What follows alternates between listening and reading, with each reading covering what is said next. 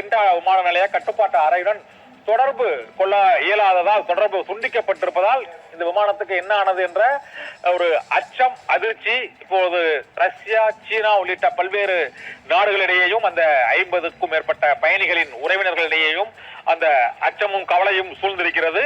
தொடர்ந்து ரஷ்ய ராணுவமும் மற்றும் சீன ராணுவ மற்றும் விமானப்படையினரும் இந்த விமானத்தை தேடும் பணியில் தீவிரமாக ஈடுபட்டு வருகிறார்கள்.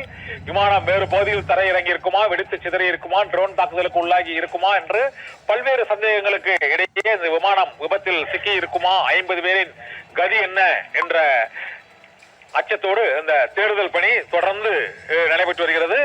ரஷ்யா சீனாவின் எல்லையை ஒட்டிய பகுதியில் அந்த விமானம் தரையிறங்குவதற்கு முயற்சித்த போது திடீரென மாயமானதாக கூறப்படுகிறது. அந்த மலைப்பகுதியில் அல்லது அந்த பனிப்பர் பிரதேசத்தில் விமானம் சிக்கி இருக்குமா என்ற கேள்வியும் எழுந்திருக்கிறது.